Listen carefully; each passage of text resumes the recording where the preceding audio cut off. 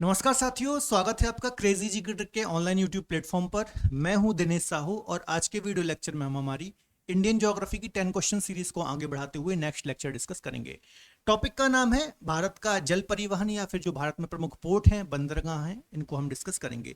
इस टॉपिक से ज़्यादातर जो क्वेश्चन आते हैं पोर्ट से ही देखने को मिलते हैं या फिर जो जल राजमार्ग हैं उनसे क्वेश्चन देखने को मिलते हैं, तो उनको ही हम आज के वीडियो लेक्चर में डिस्कस करेंगे। ठीक है, इसके अलावा आप हमारी 10 क्वेश्चन सीरीज को फॉलो जरूर कीजिए। आज इस सीरीज के अंतर्गत हमारा 40वां लेक्चर है। इसके पहले 39 लेक्चर आपको प्लेलिस्ट में मिल जाएंगे, तो उनको आप देख सकते हैं। आप किसी भी एग्जाम की तैयारी कर रहे हैं तो रिवीजन के हिसाब से बहुत अच्छी ये सीरीज है। आप क्विक रिवीजन कर सकते हैं, फास्ट रिवीजन इस सीरीज के माध्यम से कर सकते हैं। हम ज़्यादा से ज़्यादा 15 क्वेश्चन ही इस सेशन के दौरान डिस्कस करते हैं और अलग अलग टाइप के क्वेश्चन होते हैं जो कि PYQs हैं या फिर आपके अपकमिंग एग्जाम में जहां से क्वेश्चन आ सकते हैं वही क्वेश्चन हम यहाँ पर कवर करते हैं। ठीक है, तो आप हमारी सीरीज को जरूर फॉलो कर लीजिए।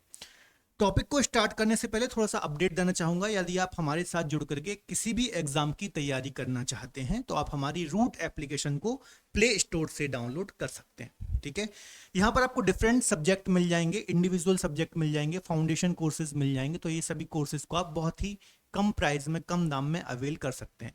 यदि आप मुझसे ज्योग्राफी पढ़ना चाहते हो, इंडियन ज्योग्राफी हो या फिर वर्ल्ड ज्योग्राफी हो, तो आप मेरा बैच भी अवेल कर सकते हैं। यहाँ पर आप मुझसे लाइव भी पढ़ सकते हैं और मेरे रिकॉर्डेड कोर्सेज भी अवेल कर सकते हैं। ठीक है, आपको हमारी रूट एप्लीकेशन को डाउनलोड करना होगा। जितने भी कोर्सेज हैं, बहुत सारे फीचर्स आपको हमारे कोर्सेज में मिल जाते हैं, जैसे कि live classes, recorded classes, study material, mock test, लगभग 1 साल की वैलिडिटी आपको मिल जाती है। तो ऐसे बहुत सारे फीचर्स आपको मिल जाते हैं। ठीक है, तो एक बार आप हमारी रूट एप्लीकेशन को विजिट जरूर कर लीजिए। डिफरेंट इंडिविजुअल कोर्सेज आपको मिल जाते हैं, फाउंडेशन बैचेस आपको मिल जाते हैं, है ना। इसके अलावा हमारी एक और एप्लीकेशन है क्रेजी जी के ट्रिक की एप्लीकेशन, जो भी लगातार हमारे करंट के वीडियोस आते रहते हैं, है ना। तो उसकी जो PDF है आपको इसी एप्लीकेशन से मिलती है। साथ ही साथ डिफरेंट कोर्सेज भी यहाँ पर आपको मिल जाते हैं। तो आप ये भी एप्लीकेशन को विजिट कर लीजिए। कोई भी कोर्स अवेल करते हैं तो DSCGT कूपन कोड को अप्लाई कर सकते हैं और मैक्सिमम डिस्काउंट ले सकते हैं। ठीक है, चलिए सीधे हम पहला क्वेश्चन डिस्कस करते हैं। पहला क्वेश्चन जो है काफी महत्वपूर्ण, इस टाइप के क्वेश्चन अक्सर हमें एग्जाम में देखने को मिलते हैं।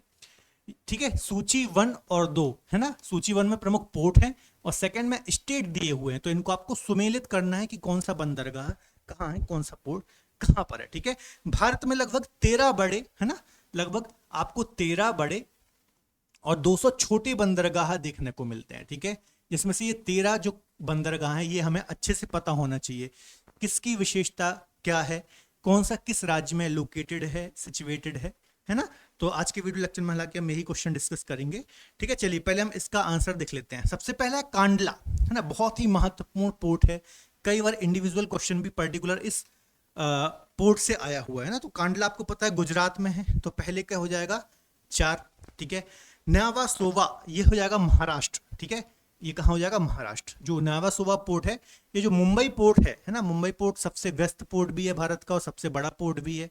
ठीक है, प्राकृतिक पोर्ट है एक। तो इसके लोड को कम करने के लिए ही इसका निर्माण किया गया था, जो कि महाराष्ट्र में ही है। ठीक है, पारादीप पोर्ट कहाँ है, ये उड़ीसा में है। ठीक है, तो इसका हो जाएगा 2।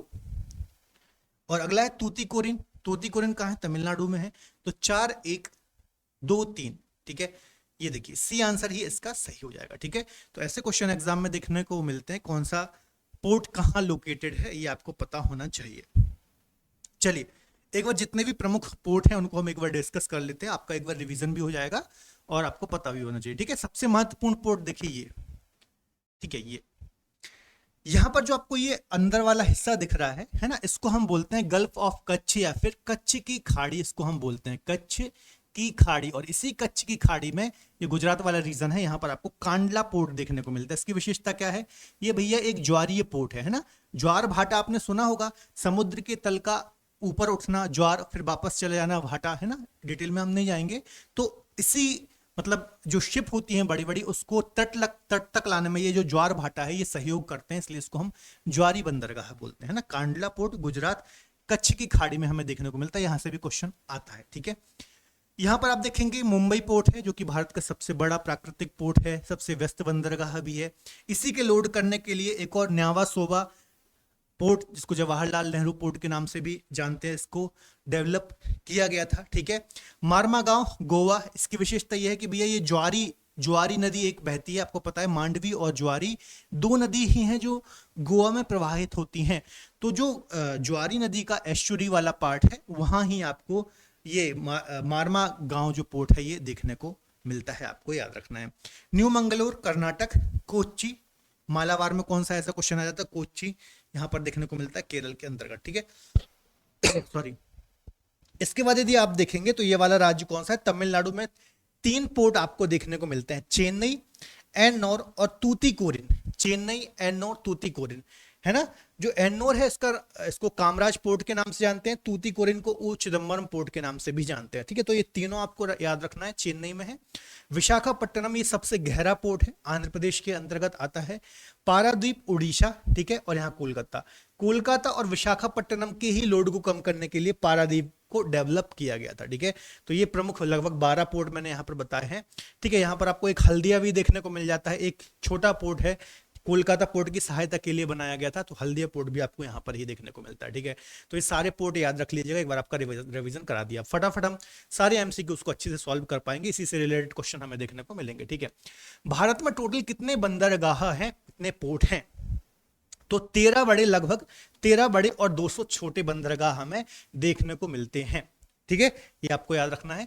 अगला है निम्नलिखित में से कौन सा राष्ट्रीय जलमार्ग, है ना, राष्ट्रीय जलमार्ग नंबर 1 कहलाता है, राष्ट्रीय जलमार्ग नंबर 1 कहलाता है। तो इसका आंसर हो जाएगा, काफी महत्वपूर्ण ये क्वेश्चन है, इसका आंसर हो जाएगा गंगा भागीरथी हुगली नदी जो जलमार्ग है। ठीक है, ये भारत का सबसे पहला, यदि देखा जाए या फिर बोला जाए, राष्ट्रीय जलमार्ग नंबर 1 कहलाता है ये, तो काफी महत्वपूर्ण जलमार्ग है, आपको याद रखना है। ठीक है, इसकी लंबाई लगभग 1620 किलोमीटर है। ठीक है, याद रखना, ये इलाहाबाद से हल्दिया तक ये इस जलमार्ग को बनाया गया है। इसके अलावा उत्तर प्रदेश, बिहार, पश्चिम बंगाल, झारखंड, इन राज्यों से होकर के ये पास होता है, आपको याद रखना है। ठीक है, काफी महत्वपूर्ण है, याद रखना है। देखिए यहाँ पर कुछ प्रमुख जलमार्ग दिए हुए हैं, इनके बारे में आपको पता होना चाहिए, यहाँ से बार बार क्वेश्चन आते हैं, तो इसका आप स्क्रीनशॉट भी ले सकते हैं। ठीक है, सारे पोर्ट यहाँ पर आपको डिटेल मिल जाएगी। जैसे कि देखिए, पहला जो अभी हमने डिस्कस किया है, यहाँ प्रयागराज से लेकर के यहाँ पर आपको हल्दिया तक देखने को मिलेगा, इसको हम बोलते हैं राष्ट्रीय जलमार्ग 1, गंगा हुगली पर है, 1620 किलोमीटर लंबा है, उत्तर प्रदेश, झारखंड, बिहार और बंगाल में देखने को मिलता है। ऐसे ही कुछ अन्य जलमार्ग भी हैं, ये भी आपको पता होना चाहिए कि किस नदी पर बनाए गए हैं, किन किन स्थानों को आपस में कनेक्ट करते हैं, इनकी लेंथ कितनी है। ठीक है, ज्यादा हम डिटेल में नहीं जाएंगे, इसका आप स्क्रीनशॉट ले लीजिए। ये हमारा जो राष्ट्रीय जलमार्ग 1 है उसकी डिटेल है कि इलाहाबाद से हल्दिया तक है, भागीरथी गंगा हुगली नदी प्रणाली का हिस्सा है, और चूंकि पहला है तो इंपॉर्टेंट है। 1986 में इसको मतलब घोषित किया गया था, इसकी घोषणा की गई थी, और इन राज्यों को कनेक्ट करता है, 1620 किलोमीटर लंबाई। सारे फैक्ट, सारे पॉइंट इंपॉर्टेंट हैं, आपको याद रखना है। अगला है कौन सा पोर्ट ज्वारी नदी की एस्चुरी पर स्थित है, अभी मैंने आपको डिस्कस कराया था। ठीक है, क्या हो जाएगा इसका, मारमा गांव, है ना। एस्चुरी क्या है हमें पता है, जो हमारा भैया भारत है, ठीक है, ये हमारा प्रायद्वीपीय भारत है। ठीक है, प्रायद्वीपीय भारत में जो यहाँ पर नदियां गिरती हैं अरब सागर में, नर्मदा हो गई, ताप्ती हो गई, ज्वारी हो गई, ठीक है, मांडवी हो गई, पेरियार हो गई, ये सभी जो नदियां हैं ये एस्चुरी बनाती हैं, है ना, मतलब जो भी अपने साथ ये क्या लाती हैं, अवसाद लाती हैं, उनको समुद्र में ही डिपॉजिट करती हैं, और अपने मुहाने पर ये काफी तीव्र वेग के साथ जाकर के समुद्र से मिलती हैं। इस कारण से ये क्या बनाती हैं, ज्वार नदमुख बनाती हैं। ठीक है, तो यहाँ पर आपको मारमा गांव ज्वारी नदी के किनारे देखने को मिलता है, आपको याद रखना है, कई बार क्वेश्चन आया है। फिर से यहाँ पर 2 सूची दी हुई हैं, एक में आपको शिपयार्ड देखने को मिलेंगे। शिपयार्ड मतलब भैया क्या होता है, जहां पर बड़े बड़े जहाज खड़े होते हैं, उनकी मरम्मत होती है, जहां शिप बनते हैं, इनकी रिपेयरिंग का काम होता है। ठीक है, शिपयार्ड उनको हम बोलते हैं, और यहाँ पर राज्य दिए हुए हैं। ठीक है, तो इनको एक बार हम मैच कर लेते हैं कि कौन सा शिपयार्ड कहाँ है, काफी महत्वपूर्ण है, यहाँ से कई बार एग्जाम में क्वेश्चन आया है। पहला है गार्डन रीच, है ना, तो गार्डन रीच जो है भैया ये पश्चिम बंगाल राज्य में है, पहले का 4 हो जाएगा। ठीक है, ये देखिए यहाँ पर है। हिंदुस्तान शिपयार्ड जो है ये आपको आंध्र प्रदेश में देखने को मिलता है। ठीक है, ये याद रख लेना, 1 हो जाएगा इसका। मजगांव डॉक, ठीक है, मजगांव डॉक जो है ये महाराष्ट्र में आपको देखने को मिलता है। ठीक है, और कोचीन शिपयार्ड ये कोच्चि केरल में ही देखने को मिलता है, तो 3 हो जाएगा। 4, 1, 2, 3 इसका सही आंसर हो जाएगा, बी आंसर इसका बिल्कुल सही हो जाएगा। ठीक है, ध्यान से इसको नोट डाउन कर लेना। ये शिपयार्ड, कौन सा शिपयार्ड कहाँ पर है ना। शिपयार्ड मतलब मैंने आपको बता दिया, बड़े बड़े शिप जो होते हैं वहां खड़े होते हैं, उनकी रिपेयरिंग होती है, उनकी मरम्मत होती है ना। यहाँ पर शिप भी बनाए जाते हैं। ठीक है, तो ये सारी कंपनियां हैं। ठीक है, शिपयार्ड है, कहाँ पर है आपको पता होना चाहिए। एक बार थोड़ा सा हम डिटेल देख लेते हैं क्योंकि ये इंपॉर्टेंट पार्ट है। कोचीन शिपयार्ड सबसे पहले देख लीजिए, है ना, CSL इसको हम बोलते हैं, भारत का सबसे बड़ा वाणिज्यिक जहाज निर्माता शिपयार्ड है। ठीक है, आपको याद रखना कहाँ है, कोच्चि केरल में है। यह भारत का सबसे बड़ा जहाज निर्माण और रख रखाव की सुविधा देता है, मतलब उसका उनका मेंटेनेंस भी करता है और बड़े बड़े शिप को बनाता भी है। ठीक है, भारत के केरल कोच्चि में देखने को मिलता है। एक है मजगांव डॉक, ये मुंबई महाराष्ट्र में है। भारत का अग्रणी शिपयार्ड है, इसका मुख्य कार्य मुंबई और न्यावा शोभा जो पोर्ट है, अभी हमने डिस्कस किए मुंबई में। ठीक है, तो वहां का मेंटेनेंस ये दिखता है। ठीक है, पनडुब्बियों और युद्धपोतों का भी निर्माण ये करता है। डिफेंस सेक्टर में भी ये कंपनियां काम करती हैं, कोचीन शिपयार्ड, मजगांव डॉक। ठीक है, Hindustan shipyard Visakhapatnam, Goa shipyard Vasco da Gama Goa में है, नौसेना शिपयार्ड कोच्चि केरल में और गार्डन रिच पश्चिम बंगाल में। ये सारे याद रख लीजिएगा, इंडिविजुअल भी यहां से क्वेश्चन देखने को मिलते हैं। ठीक है, चलिए अगला क्वेश्चन है, भारत में पहली जल मेट्रो की शुरुआत कहां से हुई। जो प्रीवियस हमारा लेक्चर था उसमें भी मैंने ये क्वेश्चन डिस्कस किया था। ठीक है, कौन सा, भारत की पहली जल मेट्रो की शुरुआत कहां से हुई है। कहां से हुई है, तो कोच्चि केरल से हुई है, काफी महत्वपूर्ण है ना। कोच्चि केरल से इसकी शुरुआत हुई है जल मेट्रो की। ठीक है, करंट का क्वेश्चन है, हाल ही में स्टार्ट हुई है, तो यहां से क्वेश्चन डेफिनेटली एग्जाम में आ सकता है।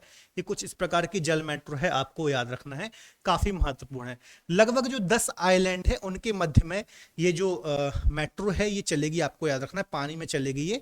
ठीक है, देखिए दिल्ली से दूर एक राज्य केरल, वहां का ऐतिहासिक शहर कोच्चि, यहाँ पर देश की पहली वाटर मेट्रो रेल सेवा की शुरुआत हुई। पीएम नरेंद्र मोदी ने अपने केरल प्रवास के दौरान 25 अप्रैल 2023 को इसको समर्पित किया है। 10 आइलैंड के मध्य में ये चलेगी। क्लियर है। चलिए एक और करंट की न्यूज है कि भारत की पहली अंडर मेट्रो ट्रेन, है ना, मतलब जो नदी है उसके अंदर इस प्रकार से सुरंग बनाई गई है, फिर उसके अंदर मेट्रो चलेगी। तो ये भारत का अपने आप में पहला प्रोजेक्ट है।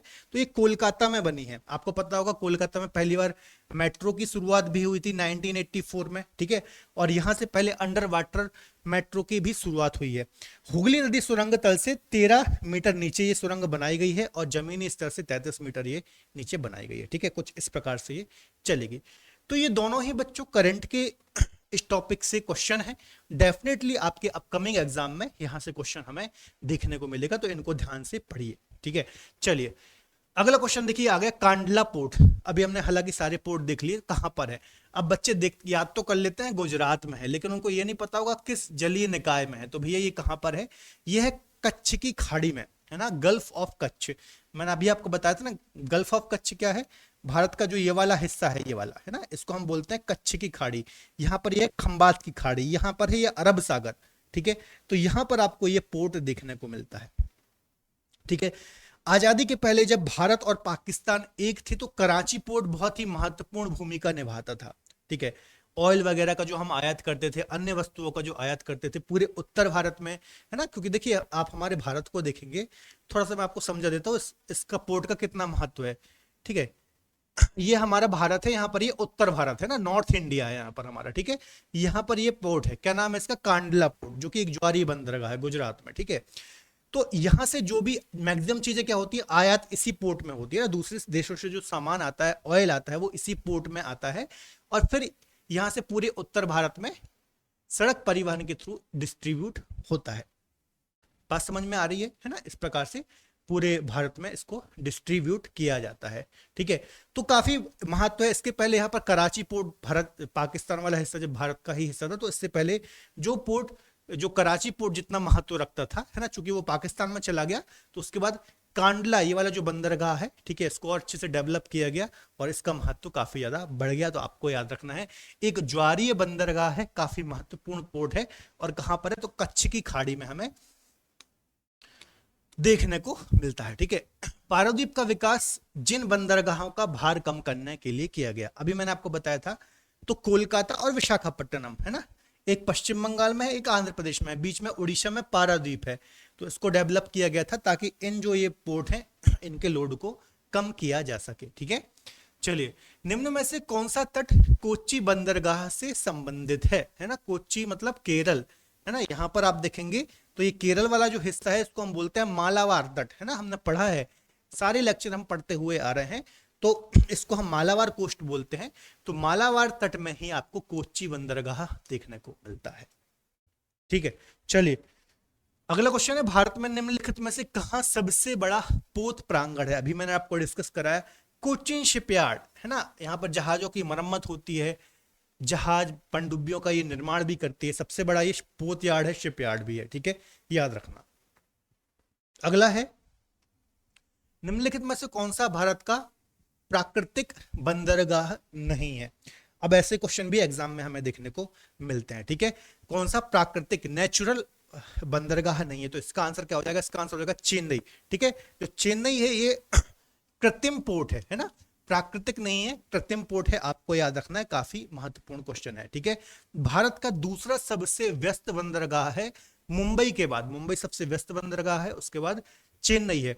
यहां पर कुछ मैंने कृत्रिम और जो प्राकृतिक बंदरगाह है उनकी लिस्ट रखी है। प्राकृतिक बंदरगाह कौन कौन से हैं, पारादीप, मुंबई, कांडला, कोच्चि, विशाखापट्टनम, हल्दिया, मैंगलोर। ठीक है, कृत्रिम कौन कौन से, चेन्नई, तूतीकोरिन, न्यावा, शोभा, ये जो है ये कुछ कृत्रिम बंदरगाह हैं, तो इनको भी थोड़ा सा आप दिमाग में रख लीजिएगा, ऐसे क्वेश्चन भी हमें एग्जाम में देखने को मिल जाते हैं ना। चलिए, अगला क्वेश्चन है, भारत का सबसे बड़ा बंदरगाह कौन सा है। ठीक है, तो मुंबई, अभी मैंने आपको डिस्कस कराया था, मुंबई महाराष्ट्र में है, ये भारत का सबसे बड़ा पोर्ट है, सबसे बड़ा बंदरगाह है। आपका याद रखना, सबसे व्यस्त बंदरगाह भी मुंबई ही है। चलिए, अगला है, भारत के निम्नलिखित बंदरगाहों में से कौन सा एक उड़ीसा के तट पर है। तो जो पारादीप है ये उड़ीसा के तट पर है। इसके अलावा कोलकाता और विशाखापट्टनम जो पोर्ट है, इसके लोड को कम करने के लिए इस पोर्ट को डेवलप किया गया था। ठीक है, ये भी पॉइंट याद रखना। अगला है, बंदरगाहों के बुनियादी ढांचों को विकसित करने के लिए, मतलब आपको पता होगा कि पूरे भारत में जो ज्यादातर एक प्रकार से देखा जाए इंपोर्ट एक्सपोर्ट, है ना, ये जो होता है वो जल परिवहन के थ्रू ही होता है ना। बड़े बड़े शिप के थ्रू, कंटेनर के माध्यम से एक देश से दूसरे देश सामान को भेजा जाता है और दूसरे देशों से एक देश में सामान आता है। ठीक है, तो ज्यादातर जो व्यापार होता है इसी माध्यम से होता है। और हमारे भारत में बंदरगाहों के बुनियादी ढांचे को मजबूत करने के लिए भारत सरकार ने कौन सी योजना लॉन्च की है, तो ये काफी महत्वपूर्ण क्वेश्चन है, यहां से डेफिनेटली आपका क्वेश्चन आएगा। तो इसका आंसर हो जाएगा भारत माला परियोजना जो है, ये बंदरगाहों के बुनियादी ढांचे को मजबूत करने के लिए, विकसित करने के लिए ये योजना शुरू की गई है। ठीक है, तो इस योजना के बारे में भी याद रखना, यहां से भी क्वेश्चन एग्जाम में आ सकता है। ठीक है, इस योजना को डिटेल में भी आप पढ़ सकते हैं। तो फिलहाल ये 14 क्वेश्चन ही काफी हैं, है ना। ज्यादातर इस टॉपिक से पोर्ट से ही क्वेश्चन आता है, और यदि आप बोलेंगे तो एक जितने भी पोर्ट है ना, इसका हम एक सेपरेट डिटेल में भी वीडियो बना लेंगे, किस पोर्ट की क्या विशेषता है, कौन सा पोर्ट कहाँ है, इसका हम कोशिश करेंगे एक डिटेल वीडियो भी ले आए, क्योंकि यहाँ से और इजीली आप याद भी कर पाए इसको। ठीक है, तो इसका हम एक सेपरेट लेक्चर भी बना लेंगे। तो फिलहाल आज के लेक्चर में इतना ही। आई थिंक आपको आज का वीडियो लेक्चर भी पसंद आया होगा। जो हमारी 10 क्वेश्चन सीरीज है, इसका एक आध लेक्चर और आएगा, उसके बाद हमारी जो 10 क्वेश्चन सीरीज है ये भी समाप्त हो जाएगी, है ना। तो इसको आप फॉलो जरूर कीजिए, काफी बेनिफिशियल है आपके एग्जाम्स के लिए। ठीक है, तो आपको आज का वीडियो लेक्चर पसंद आए तो प्लीज वीडियो को लाइक करें, इसके अलावा अपने दोस्तों के साथ शेयर जरूर करें। मिलेंगे अगले बेहतर लेक्चर में, तब तक अपना ख्याल रखिए और पढ़ते रहिए। बाय बाय, टेक केयर, जय हिंद।